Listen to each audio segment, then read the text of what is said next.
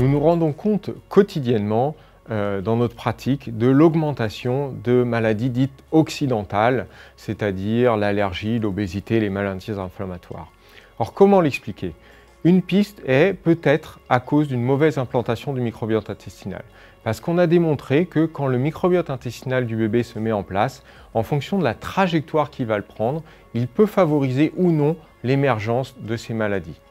D'ailleurs, on a remarqué qu'au fil des générations, à cause de l'environnement, du mode de vie, de l'alimentation, le microbiote que la maman transmet à son bébé s'est progressivement appauvri avec probablement la perte d'espèces essentielles.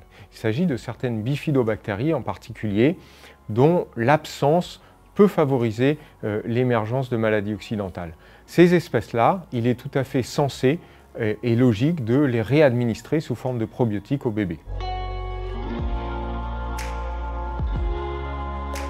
Tout d'abord, il est essentiel de s'occuper de la maman dès la grossesse, puisque on peut veiller à ce qu'elle implémente un bon microbiote intestinal. Alors comment?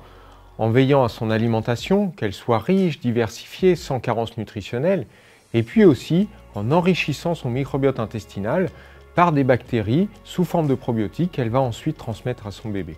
Ensuite, chez le bébé, on peut effectivement tenter d'enrichir son microbiote intestinal avec les bifidobactéries qui ont été perdues au cours des générations, et cela sous forme de probiotiques.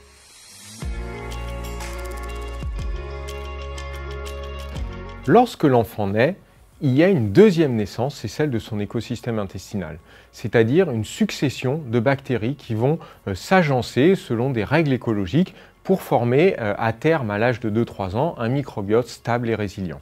Alors, cette mise en place est sous l'influence de beaucoup de facteurs qui sont quasiment tous des facteurs d'environnement.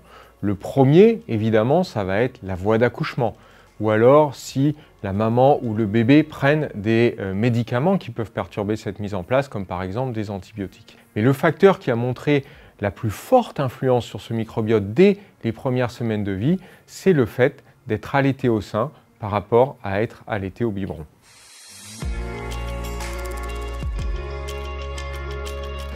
Si l'enfant ne peut pas être allaité, ce qui peut arriver pour de multiples raisons, on a tout de même des solutions pour faire en sorte que le microbiote de ce bébé qui sera au biberon se rapproche un maximum de celui d'un bébé allaité. Alors comment faire?